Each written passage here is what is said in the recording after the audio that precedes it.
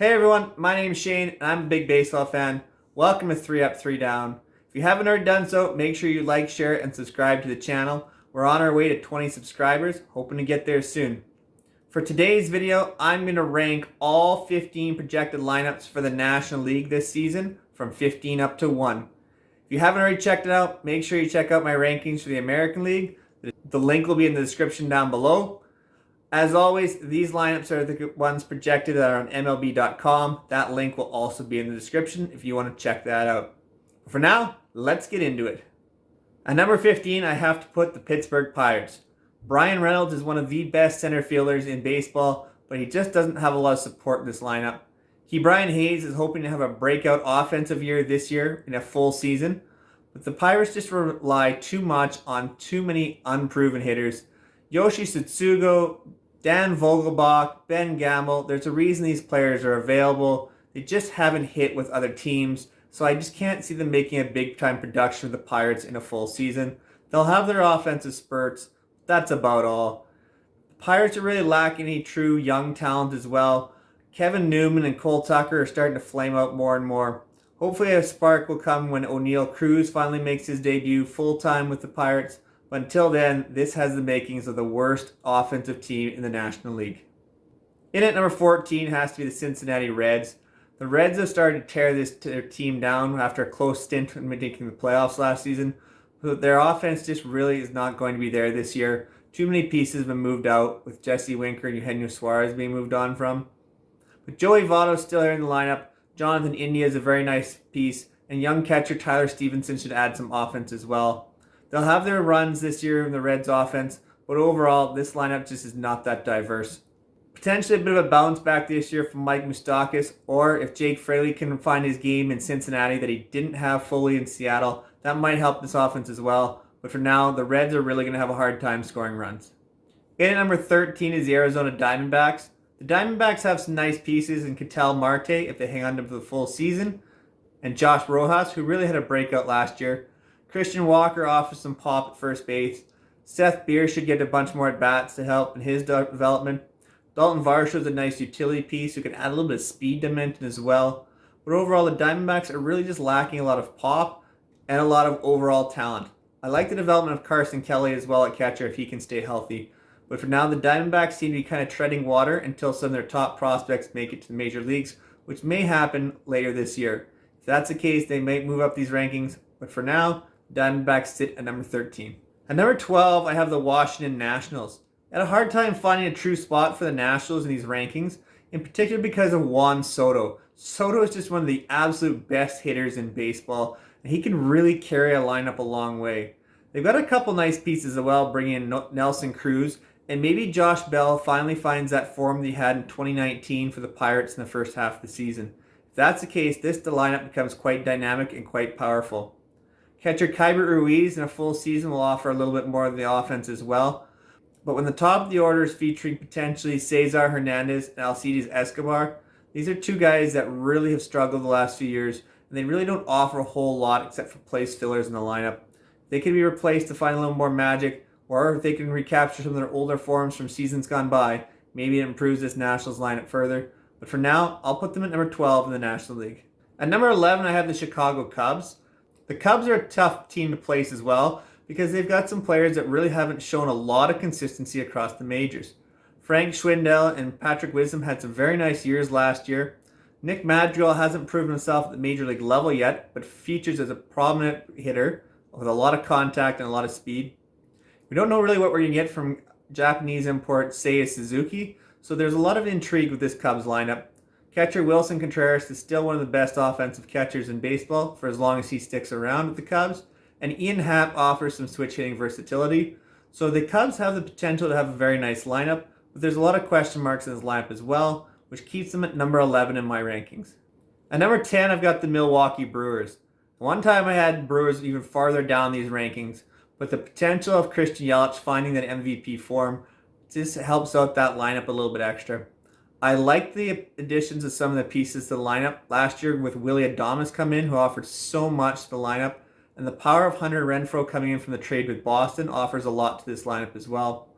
I think a potential full season from first base from Rowdy Tellez could offer the Brewers some impact as well. And Andrew McCutchen will continue to offer those professional at-bats and the ability to absolutely mash left-handed pitching. So the Brewers have some pieces here to put together a nice lineup, but there's just so many other questions along with this team. We don't know what Colton Wong will bring. There's so many questions along that way. So for now, I'm going to leave the Brewers in at number 10. Number 9 has the Miami Marlins. I've got the Marlins ranked ahead of the Brewers just because I think their lineup's a little deeper, even if they don't necessarily have the star potential. There's some real power potential here in Jesus Aguilar and Jorge Soler. If Brian Anderson can find some older form, that would really help this team as well. Youngster Jazz Chisholm is such a dynamic hitter and offers so much to this lineup. If he continues to improve, it can even further boost the Marlins' playoff chances. Jacob Stallings is a nice player, but doesn't offer a whole lot of offense at the catcher position. And hopefully acquisition Avizel Garcia can really bring a lot of potential to this lineup as well in both some contact and power abilities. So we'll see what this does for the Marlins lineup. Overall, I think it's very balanced, but it really doesn't offer a lot of spark and a lot of intrigue to it. So I'm going to keep it at number 9. Number 8 is the San Diego Padres.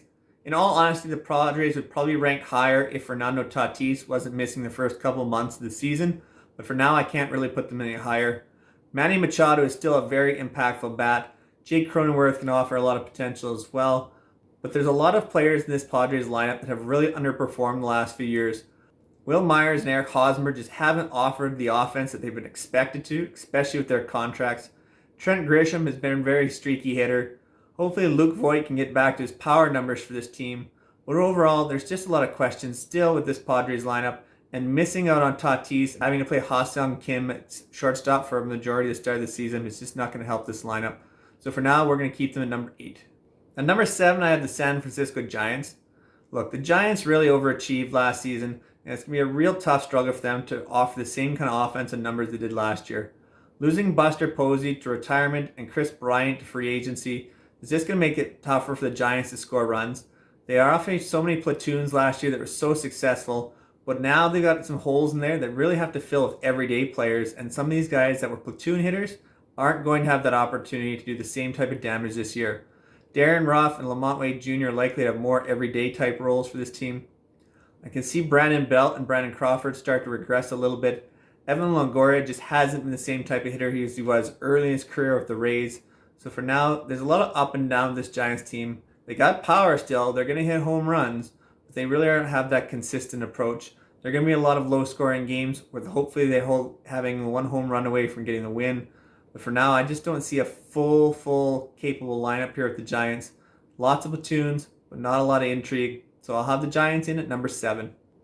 At number 6, I've got the New York Mets. The Mets went out and made some big additions to their lineup again this offseason, bringing in Mark Canha, Eduardo Escobar, and Starling Marte. I really like Starling Marte and what he brings to this Mets lineup. Mark Canha offers a lot of power to this team as well. Eduardo Escobar has some pretty good on-base skills. But I just don't understand the middle of this Mets lineup yet. If Francisco Lindor doesn't start living up to his contract soon, he's going to start hearing the boo birds in New York. Pete Alonso offers all kinds of power, so hopefully he can kind of bounce back to find his form from his rookie season. And who knows what to expect from Robinson Cano coming out that lengthy suspension. I like the top of the lineup with Brandon Nimmo and Starling Marte. I think it makes the lineup very dynamic early on in games. But for now, I'm just really questioning whether the middle of the lineup can produce consistently what they're being paid to do. So for now, I'm going to keep the New York Mets in at number 6. At number 5, I'm going to surprise some people with the Colorado Rockies. The Rockies have building actually a very nice lineup. A lot of power, especially in that ballpark they play in there in Coors Field. Obviously, Ryan Maltapi has been moved out, but they brought back Randall Grichuk, who could really thrive in Colorado. Brendan Rodgers needs to put together another good quality full season, but I think he has that potential. Charlie Blackmon is such a good hitter. He's going to lead this team offensively in so many different ways. I really like CJ Cron's ability. Chris Bryant adds more pop to the middle as well, coming in that free agent deal. And I think catcher Elias Diaz gets overlooked a little bit. If Sam Hilliard can find a little bit of a bat here as well, it really lengthens this Rockies lineup. Jose Iglesias isn't going to offer a whole lot, but maybe he gets back to his hitting ways, as he was one time a very capable on-base threat and batting average hitter. If he finds that, it's even more of a bonus for the Rockies. For now, I think they offer a lot of power potential, So we'll see what this season brings. I actually think they could be a good lineup in the National League. So I've got them at number 5. Number 4, I have the Atlanta Braves. If Ronald Acuna Jr. was starting the year with this team, I have this lineup ranked even higher. But for now, I'm going to keep them at number 4 until they get Acuna back. Bringing in Matt Olson is a big addition, I think, to this lineup. He will replace Freddie Freeman almost seamlessly. If you haven't checked out my video on that, make sure you check that out. I think Ozzie Albies has developed a very nice hitter, and Dansby Swanson has become a more consistent hitter as well. The re-signing of Eddie Rosario will help the top of the lineup. Austin Riley is a developing star in the making at third base and offers so much power for this team. Overall, I think they're a very balanced lineup. One question will be, what can Marcell Ozuna offer the lineup after missing so much time last year with his issues? If he can offer anything to this team, it's going to be a big help as well. So I've got the Braves in at number 4, at least until Ronald Acuna is back. At number 3, I have the St. Louis Cardinals. I think the Cardinals have a very balanced lineup with the potential to really grow this year. Tyler O'Neill took a huge step forward last year, and if Dylan Carlson can find his game even further in the majors, as well as speedy Harrison Bader from center field, it just offers so much more of this Cardinals lineup. Paul Goldschmidt and Nolan Arenado are two of the most consistent producers in the league at first and third base, so they offer so much depth to this lineup. Tommy Edman is a nice player at second base. If he offered more in the on-base percentage category, I'd like him even more as leadoff hitter, but for now, he does the job for the Cardinals. They have the potential of Nolan Gorman coming up this year as well and offering a lot more. Yadier Molina is in his likely final season in St. Louis, so we'll see what he can offer. He has offered some really quality offensive numbers in the past, but it's been a few years, so I don't expect a lot of production from him. For now, I'm going to have the Cardinals in at the number 3 ranking. At number 2, I've got the Philadelphia Phillies. Apparently the Phillies are going to try and mash their way to a World Series title this year. Bringing in Kyle Schwarber and Nick Castellanos to add even more power to this lineup is going to make this a very tough lineup to get through for any pitcher. You add in MVP Bryce Harper, very quality second baseman in Gene Segura, developing talent at third base in Alec Boehm. If he can rebound and have a very good season, it lengthens this lineup even more. Rhys Hoskins offers so much power at first base. If Didi Gregorius bounces back a little bit, it really makes this lineup even stronger. But you just have to love the power potential. And they're not just all power.